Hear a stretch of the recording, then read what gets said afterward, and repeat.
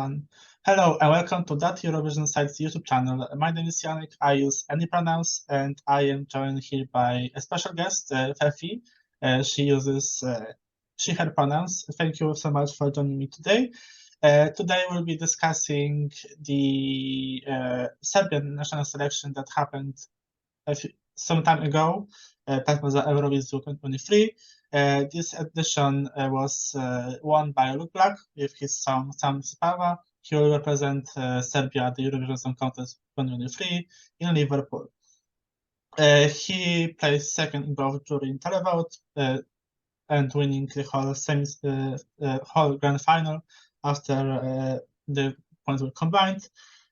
So to start our first topic of discussion, what do you think of Sami Mi Se Spava, and what do you think, how do you think will Luke do? Will he qualify from the semi, and how will he do in the grand final if he qualifies? So this year for me was kind of weird in a way, because first of all, if I am here, it's because I'm a Serbia stan.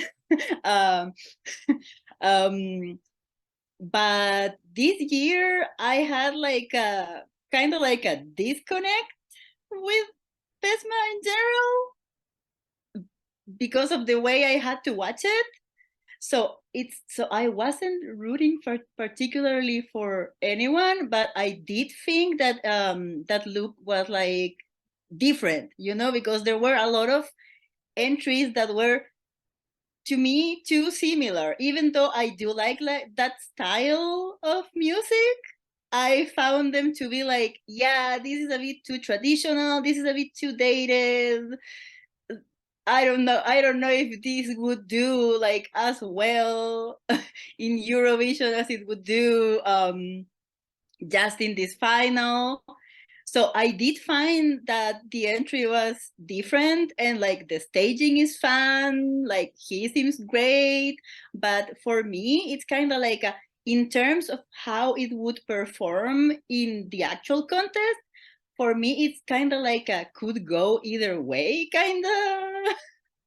I don't want to make predictions, because like watching Eurovision last year was such an experience that was like, wow, I didn't predict this, like what happened here.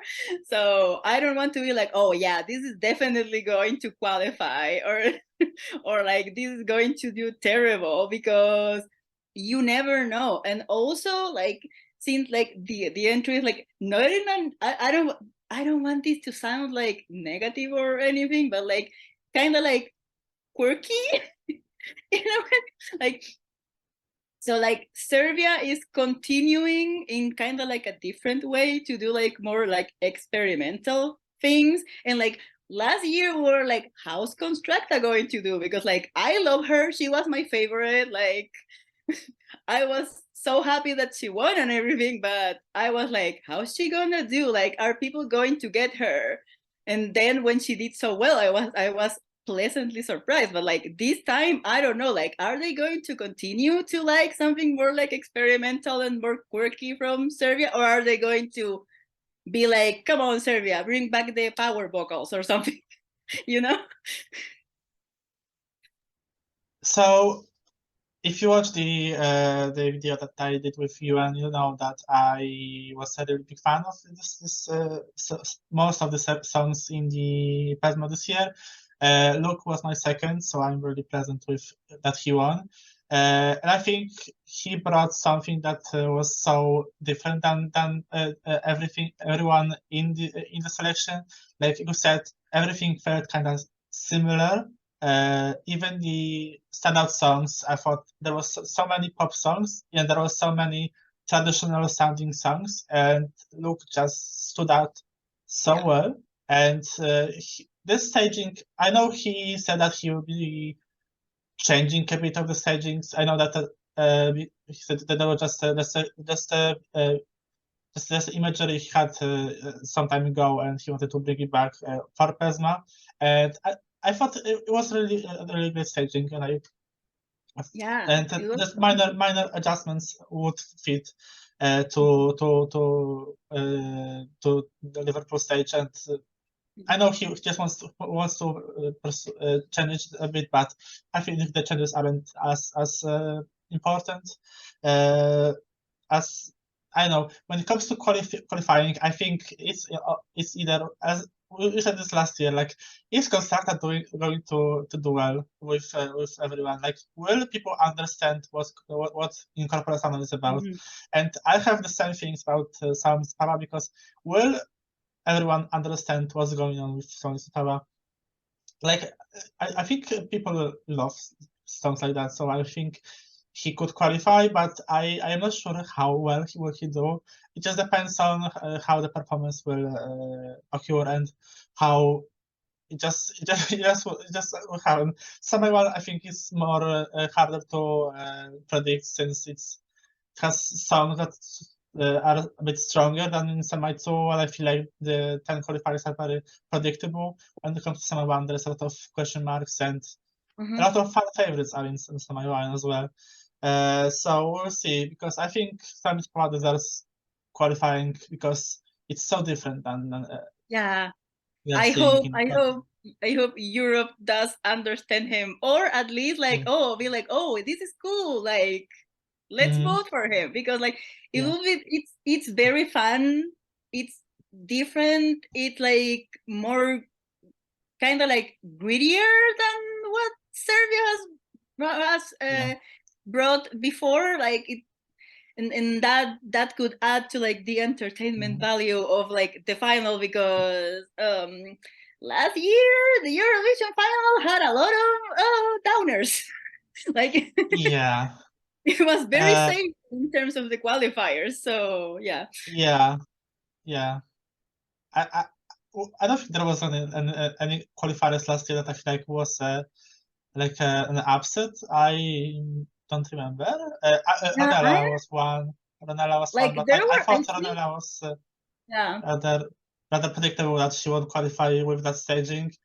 Latvia, I didn't see Latvia doing well last year, so we'll see. I think it's different, and I hope that they just do well. So let's move on to maybe some other songs that were in the selection. Before the contest took part, there were some fan favorites like Hurricane. There was Savo. There was Philip. Philip finished fourth. Fifth place went to Gypsy, which I am very pleasant to, because he had such a great stage presence. Second place was achieved by Prince, who finished first in televotes, and Nadia was third. She won the jury, and a reminder that the national selection had 32 songs.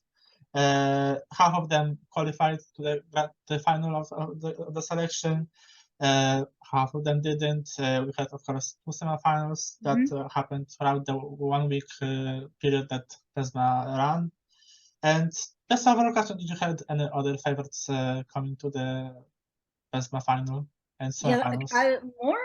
More than having favorites, I was like more like curious about what would be like the standout mode, and like watching the semifinals, and this is partly my fault, because also those days I had a big work project, so I didn't have my entire attention directed to watching the live streams.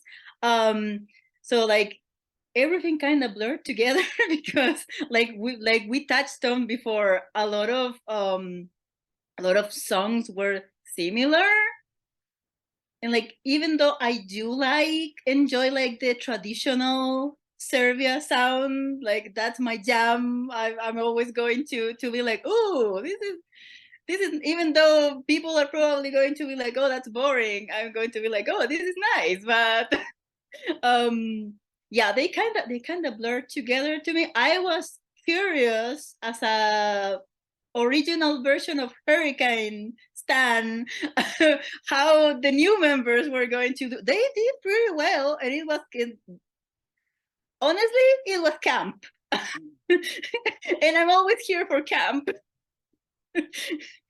Like, yeah, it was a pleasant surprise to me. And yeah, like the other songs that were like favorites also, like I was like, oh yeah, that could do, but I was but once I like paid more attention to the final, I was like, Luke is the one, because like he's the most fun to me. Yeah, when it comes to Hurricane, I was curious because I was not excited about them that much as like the old Hurricane. I think the people behind Hurricane made a bad move to make them to take part to Pesma this soon after the old Hurricane disbanded, because it's been like 2 years since Hurricane was in Eurovision, and they disbanded like earlier, later 2022. So it was very quick for them to just do the move. I was like surprised. right away. Like they announced new members and just submitted them to Pesma. The song didn't excite me. The performance was, as I said, very campy, but it just felt tacky at parts. But I think there was something missing in that lineup, where maybe they will develop better skills later, because they are just starting. So we'll see. Maybe a few years later, we will see them Pesma again. As I said, Filip Balos was my favorite coming to Pesma. And I'm really happy with the result, and I thought the performance was just amazing, and that was one of the best camera work I saw in national selections this year. It was very, very well done, and I think Serbia loves showing up artists that are very much independent artists. Like Filip recorded that song alone in his room. Like there were some parts of his backing vocalist that he, you know how he recorded the backing vocalist in chorus? He hid under a blanket and sang them. That's how he sang the backing vocalist. So I'm very happy about that. I was surprised that Savo didn't qualify, because I thought President was a really nice tune, and I thought the performance was fine. Modifier was Boris with Nostopan. He didn't deserve the zero in the final. I thought at least he deserves some more points, because I thought he did well. I liked Rumba, but that was fun. Yeah. Sometimes Rumba was like very weird, so it felt very repetitive in the chorus, but I think it was really boppy. There were some songs like Lanats by Angelina, Unoshima by Ivana in the summit as well. That was really fun, but they didn't qualify. I wasn't fan of. I mean, I kind of liked Prince's song, but I wasn't like very crazy about it. And I liked Diastuka also, but I didn't like the performance. I just liked the song, but the performance was kind of okay-ish. He was starting for me for when it comes to that kind of song. But yeah, so moving on to final question. Do you think Serbia should continue with Pesma? Do you think the format that they have right now is perfect and should not change at all? Or there should be some changes that you think should apply for next year? Yeah, okay. So I am going to preface this by saying that, was it last year? Yeah, one of the episodes last year, our friend Isabel singled me out as a Pesma stan, as a long national final stan, and like that was kind of true, but not at the same time, because like I'm a bit of a gossip. I enjoy knowing everything about everything. So if I find something that I can immerse myself in, I am going to do it. But this year I was like, I think they need to edit themselves a little bit, or maybe a lot. Like, it is a lot of songs, a lot of the songs are similar. They should, when they do the selection for the semifinals, they should keep that in mind. They should keep that in mind, like diversity, because there is a lot of like listening to the artist. There is a lot of talent there, and it would, and there's probably a lot more talent if they branch out to other genres even and appeal to other audiences. That would be interesting. But it's a lot of songs. The broadcast has a lot of filler. And hilariously enough, a lot of the filler is not even about Serbia. It's about the host country, which is like this. Like last year, I was okay with Italy because Italians raised me basically with their music. But like this year, I was like, I don't know if I can hear that much praise about the UK. Sorry, not sorry. But yeah, like they kind of stay with that format that sometimes can get a bit stale, and it's more about like the backstage stuff than about the actual acts that are performing. Also, changing the postcards, I think, did them a disservice. Last year was more fun with the whole, oh, what's your favorite Eurovision song of all time, and everyone like impersonating their favorites. Like that was like more and even for Eurovision fans, like more approachable, being like, oh my god, like this artist that I like loves this song that is my favorite too. Like it adds a layer of entertainment. But yeah, they what they need to do is edit themselves. Especially I felt it watching the final, because I actually could watch a bit more with a bit more attention the final than I did the semifinals. And yeah, I felt that for long minutes. I was like, yeah, they need to hurry up with the results, or they need to hurry up with more songs. So how Pesma was, I realized that a pattern that how Pesma is being shown. There was 4 songs showed us in a bunch. We had later we had interviews, 4 song batches, interviews, outbreak, 4 song batches, interviews, interviews, starts voting, and then all the intervals acts are happening at the same time. And I was like, what is happening? Why is that? Why is that? Also, why is that? Why not? Also, the technical team at the broadcast station needs to be awake, because this year they messed up the YouTube live, and I was very confused. I forgot about that. Yeah. Yeah, I was like, what channel are we watching here? Yeah. I completely agree with the interval acts. Like, I didn't go through 15 minutes of the Beatles songs, and I was so over that interval act. Like, why 15 minutes of just the Beatles covers? And I was like, I was so done with that. Was. Yeah.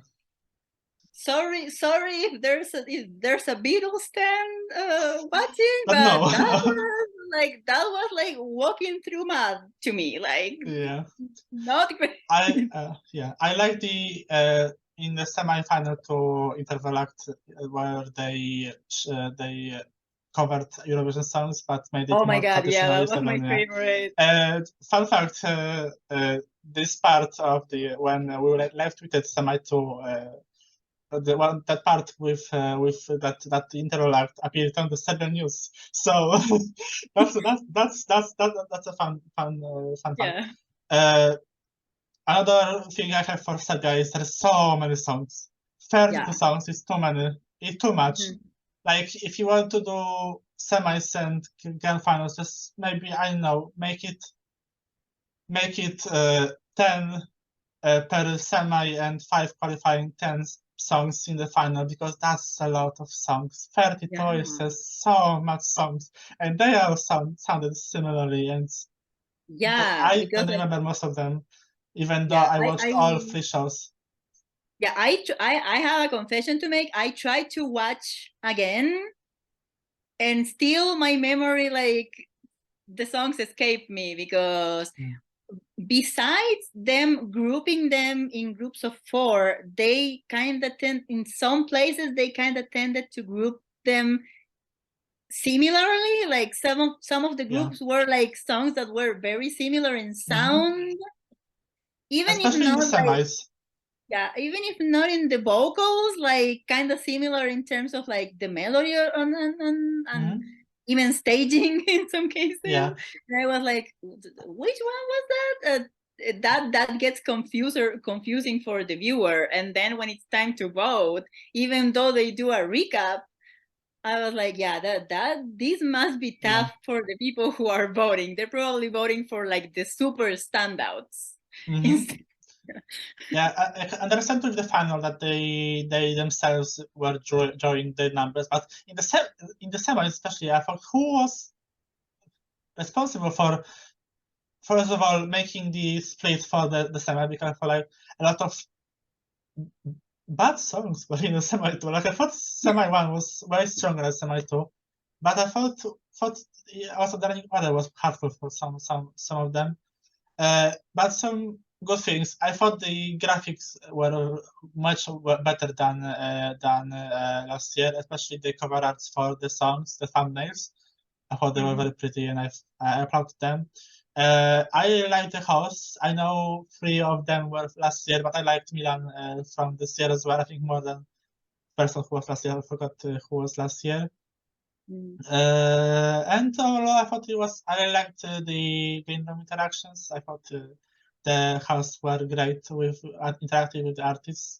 And one final, what I have about the section is the voting. Like, why are you making it the Eurovision style? And like, you have 60 songs in the final. Suddenly, you have 6 zeros, or from the jury, 6 zeros from the televote, and suddenly 5 or 4 songs are dead last, tied with 0 points. And I'm like, so what's the purpose of that? Like, it doesn't show how the people vote. And I have that for all of the national selection. I had that for Poland. I had that for Portugal. Like, you're doing the Eurovision style 12, 10, 8 through 7. You're hurting the artists who are just getting zeros, because they don't see how many people voted for them, and up until very late when the television decides to reveal the votes.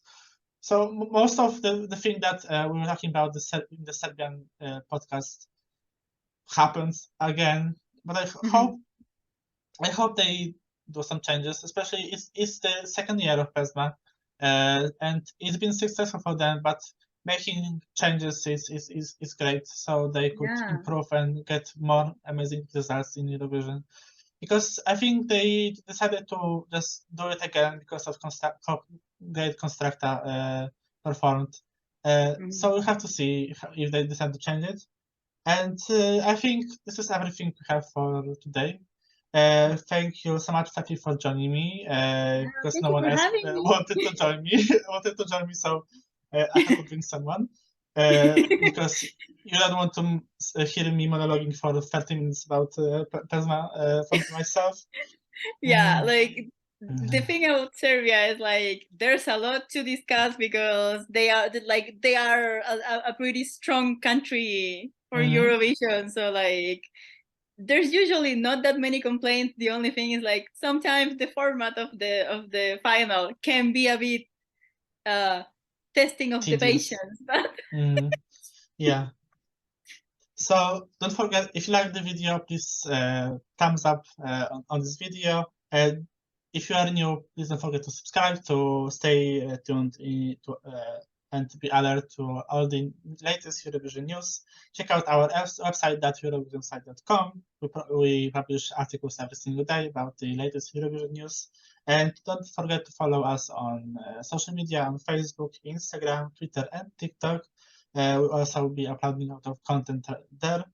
And also we have a podcast, that Eurovision podcast, so you can listen to it on Spotify and Apple Podcasts, and also on YouTube with a delay of a week, I think, from the episodes. We don't know. We haven't produced any podcast lately because of the national final season, but probably when we will be done with that, we will produce more podcasts for you. So also that's Euro podcast at Facebook, Twitter, and Instagram. And yeah, thank you so much again, and see you soon. Bye bye. Bye.